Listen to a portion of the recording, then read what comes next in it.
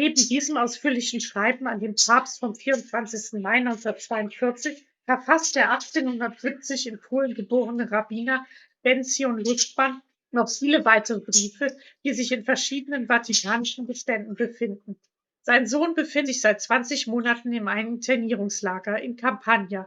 Doch der alte, kranke Rabbiner ist auf seine Hilfe angewiesen. Er bittet um Hilfe bei der Freilassung seines Sohnes, damit dieser zumindest zeitweilig zu seinem Vater zurückkehren kann. Der Heilige Stuhl versucht zu helfen, und es scheint sich auch etwas getan zu haben. Auf jeden Fall bedankt sich Lustmann am 3. März 1946 bei Pius XII. Für seinen Einsatz zugunsten der verfolgten Juden während des Zweiten Weltkriegs. Wie und wo Rabbi Lustmann und sein Sohn die Kriegsjahre überstanden haben, ist bislang nicht klar. Sicher ist, dass am 16. März 1948 ein Schiff den Hafen von Genua verlässt und New York am 29. März 1948 erreicht, mit Rabbi Lustmann an Bord. Eure Heiligkeit, anlässlich des 25-jährigen Jubiläums erlaube ich mir alleruntertänigst meine herzlichen Glückwünsche mit dem besonderen Wunsch zu unterbreiten, der Allmächtige möge Eure Heiligkeit noch viele Jahre zum Wohle der ganzen Menschheit in Gesundheit schenken. Ebenso möge der Wunsch, dass ein guter, gerechter und lange dauernder Friede für die ganze Welt komme, bald in Erfüllung gehen.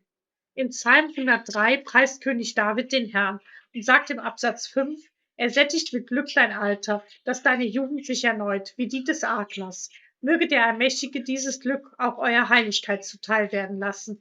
Zur näheren Information über meine Person gestatte ich mir, Nachfolgendes anzuführen.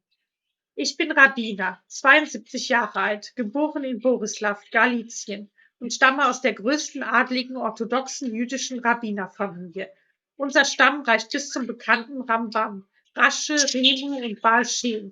Mein seliger Vater und Großvater waren in der ganzen Welt als Wunderrabbi bekannt. Ich bin hierher geflüchtet mit der Absicht, nach Palästina weiterzureisen. Leider konnte aber dieser Plan durch die bald darauf eingetretenen Kriegsereignisse nicht durchgeführt werden.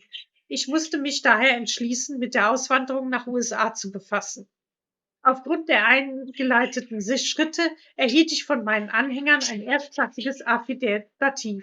Bald nach Erhalt desselben wurden jedoch die Konsulate gesperrt und alle meine bezüglichen Dokumente an die amerikanische Gesandtschaft nach Rom gesendet.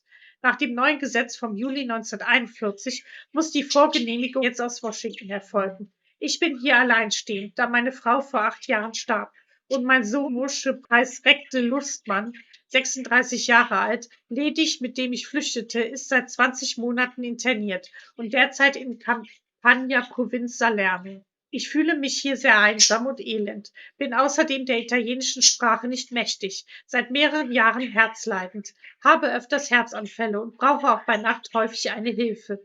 Die rituelle Kost muss ich mir zu Hause selbst herstellen, da mir keine Restauration verlässlich genug ist und der Weg zu einer solchen zu anstrengend für mich wäre.